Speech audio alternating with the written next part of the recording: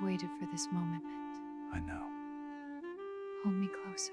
The psychology of women who are never satisfied by their partner. She loved him, and she still wanted to leave. And the worst part is, she had absolutely zero idea why she felt that way. A woman told her therapist her husband did everything right. He cooked, cleaned, and showed up every day, but she still felt empty. The therapist asked one question: "Are you chasing a feeling or a person?" She went silent because she realised she had been running on an invisible treadmill inside her own mind, burning through partners like fuel, blaming every one of them for a fire she started years ago. The brain was never built for lasting romantic satisfaction, and science proved it back in 1971. And that right there is where this whole thing begins. Not with a bad boyfriend, not with a toxic relationship, but with the human brain itself. Because back in 1971, two psychologists named Philip Brickman and Donald Campbell discovered something that shook the entire field of psychology to its core. They found that human beings are biologically wired to return to a baseline level of happiness no matter what happens to them, whether they win the lottery or lose the ability to walk. They called it the hedonic treadmill, and it changed everything we thought we knew about satisfaction.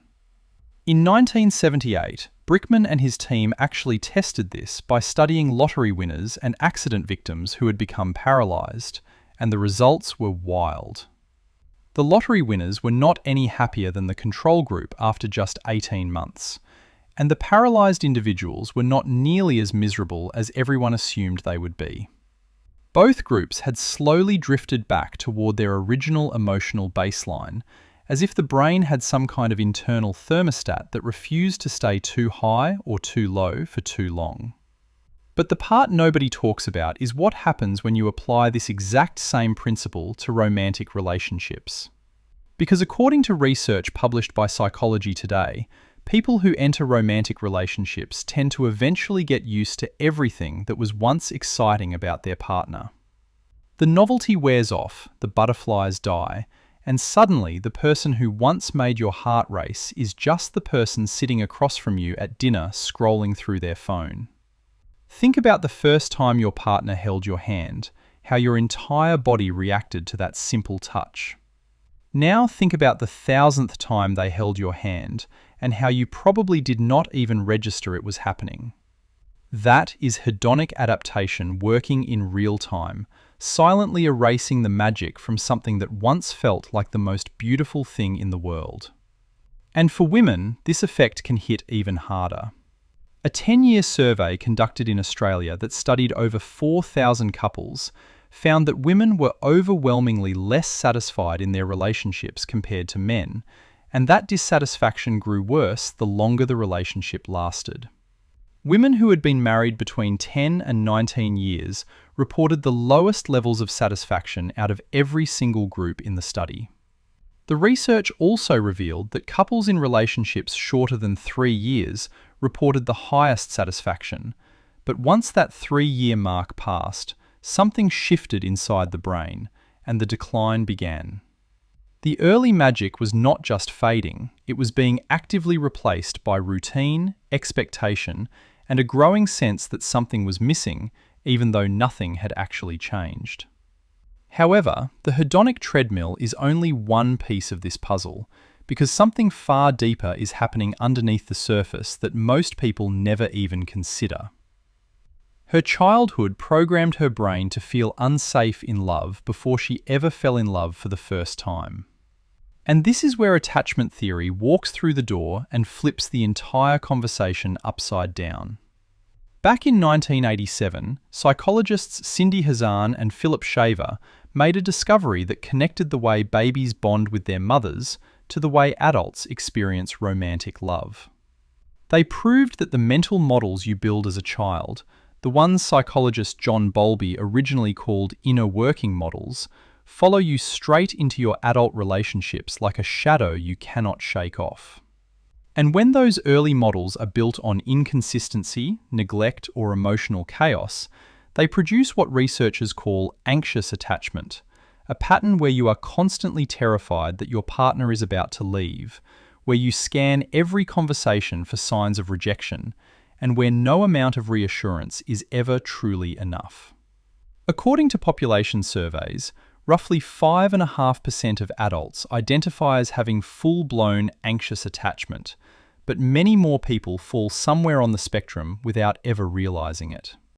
And research has consistently shown that women score higher on measures of attachment anxiety than men do, which means this pattern disproportionately affects women in romantic relationships from the very start.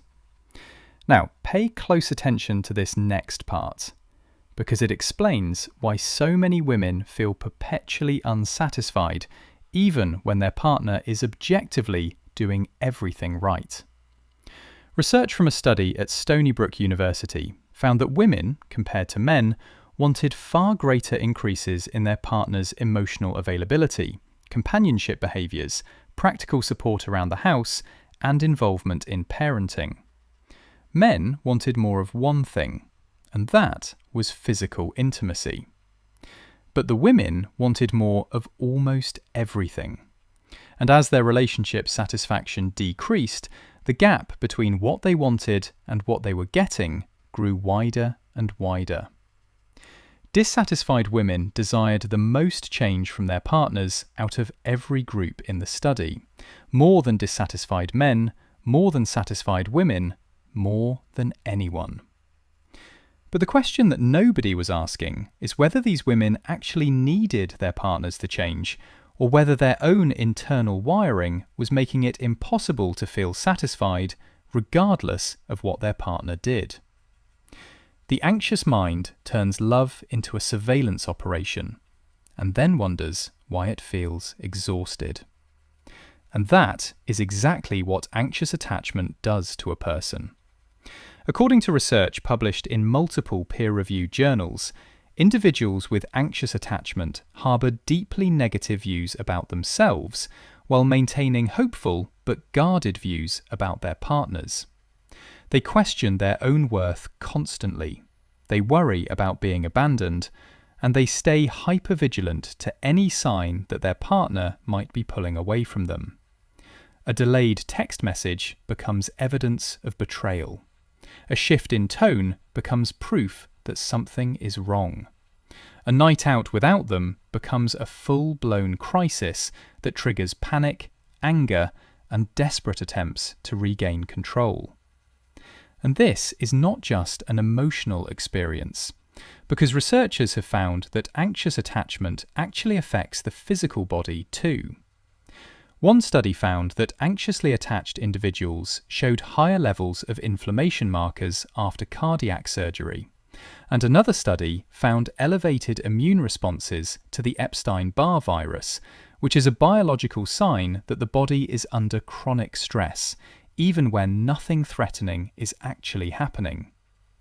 The hypervigilance is not just in their head, it is running through their entire nervous system, like a background program that never shuts off.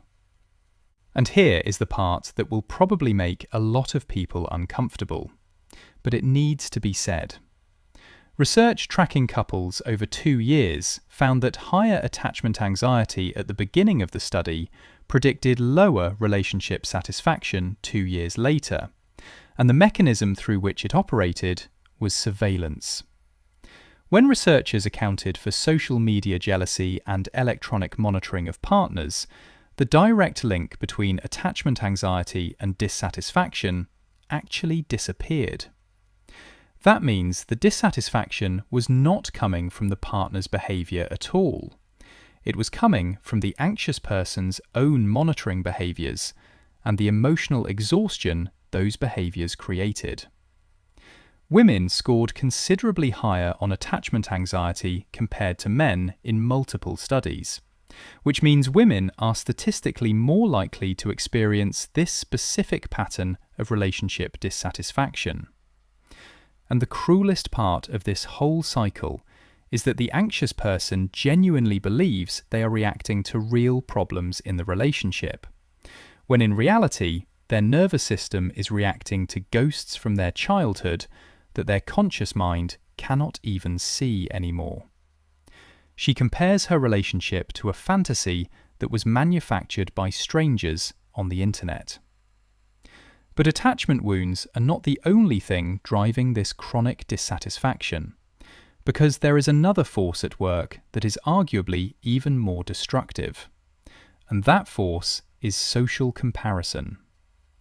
Every single day, women are bombarded with curated highlight reels of other people's relationships on social media, where every boyfriend surprises his girlfriend with flowers for no reason, where every husband plans elaborate anniversary dates, where every couple seems to exist in this permanent state of romantic perfection that has absolutely nothing to do with real life.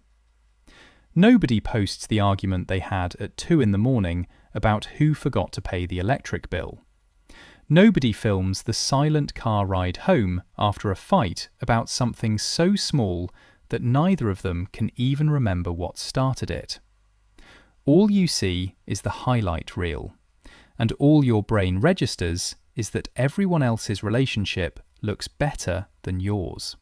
And the brain does something incredibly dangerous with all of this information. It takes those fantasy scenarios and turns them into the new baseline expectation for what a relationship is supposed to feel like. Psychologists call this upward social comparison, and studies have shown that the more time a person spends consuming idealized relationship content on social media, the less satisfied they become with their own real relationship sitting right in front of them.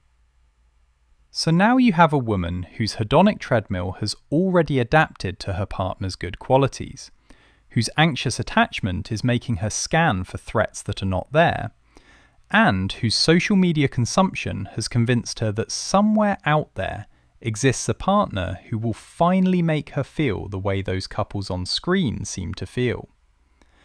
And every single one of those forces is pointing her toward the same conclusion: that the problem must be her partner, that he must not be trying hard enough, that she deserves more, that someone better is waiting just around the corner.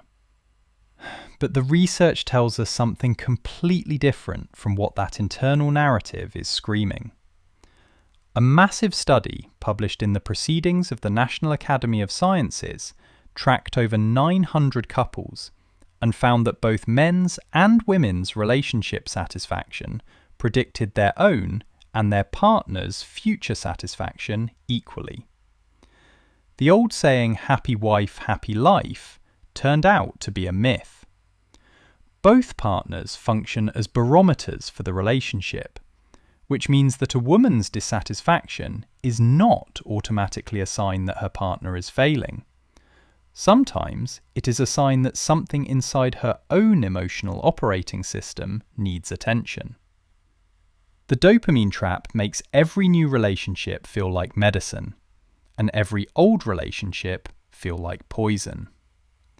And now we need to talk about the role that dopamine plays in all of this, because it is the chemical that ties every single one of these patterns together into one devastating loop. When you first fall in love, your brain floods itself with dopamine, creating that euphoric feeling that most people describe as being addicted to another person. Every touch feels electric. Every conversation feels meaningful.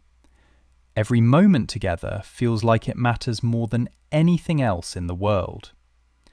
Your brain is literally using the same reward pathways that activate during drug use, which is why falling in love feels so intoxicating, and why losing it feels so much like withdrawal. But dopamine is not designed to last, because its entire purpose is to reward novelty, not familiarity. The brain does not care about your relationship goals or your wedding vows. It cares about new stimuli. And once your partner stops being new, the chemical reward for being around them drops whether you want it to or not. So after the honeymoon phase ends, usually somewhere between 12 and 18 months, the dopamine levels drop, and the brain starts craving that initial rush again. For a woman with anxious attachment, this dopamine crash feels like falling out of love, and she interprets it as proof that this relationship was never right to begin with. Therefore, she begins pulling away, picking fights over things that never bothered her before, fantasizing about someone new who might be able to reignite that chemical fire in her brain. And every time she meets someone new, the dopamine floods back in, and she thinks to herself, this is what real love is supposed to feel like. This is what was missing the whole time. But she does not realize that she is not actually looking for a better partner. She is looking for a hit of dopamine. And every new relationship she enters will follow the exact same pattern. The exact same high, followed by the exact same crash, followed by the exact same disappointment, over and over and over again, until she either recognizes the cycle or burns through every person who ever tried to love her. And this is where a lot of people in the comments are going to disagree with me, but the science backs it up completely. Researchers Dina, Lucas and Scollin published a major paper in the American Psychologist in 2006 that revised the original hedonic treadmill theory. And they confirmed that people do not just have one happiness set point.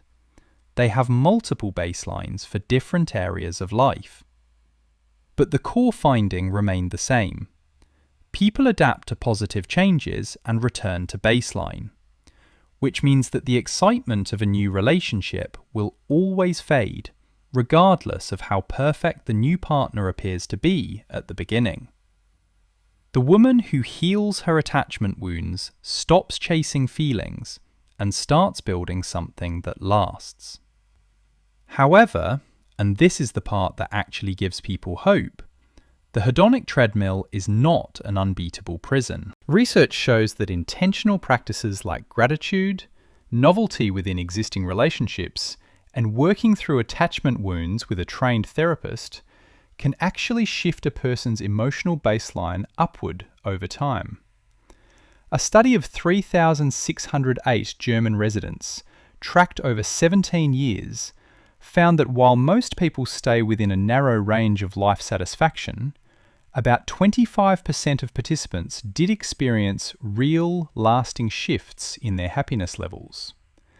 That means change is possible, but it requires deliberate effort, not just switching partners and hoping the next one fills the gap.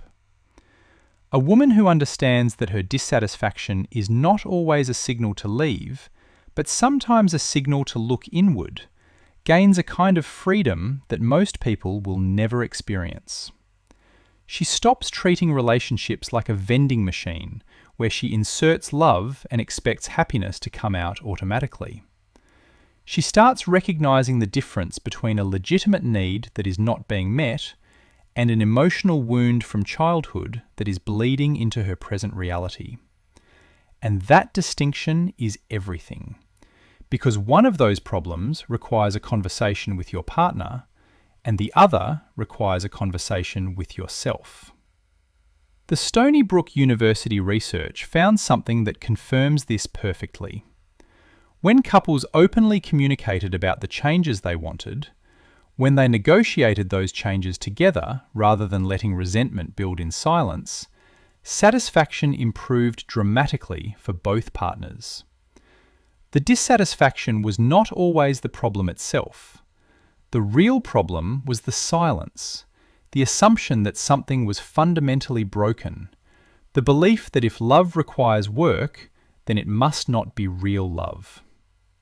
And there is one more thing that needs to be said, because it is the thing that separates the women who break this cycle from the women who repeat it forever.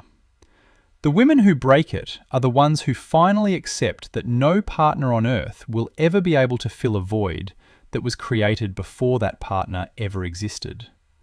The emptiness she feels at dinner is not about the man across the table.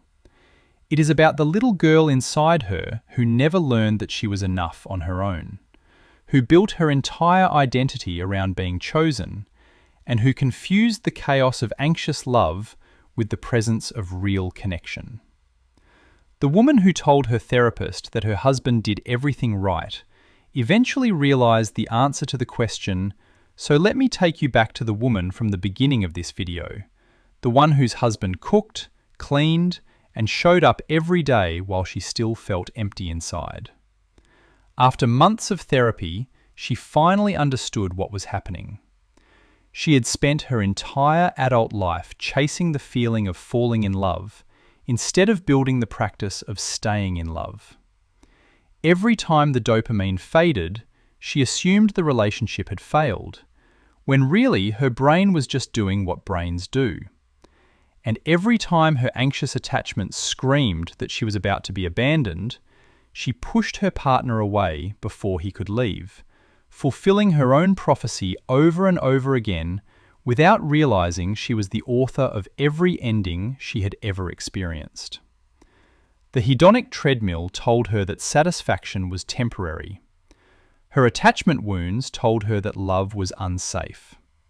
Social media told her that everyone else had it better, and dopamine told her that the only way to feel alive again was to start over with someone new.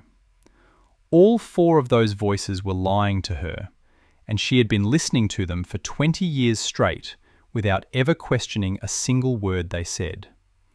She had been sitting on that treadmill her therapist talked about, running as fast as she could, convinced she was getting somewhere, while the ground beneath her never moved an inch.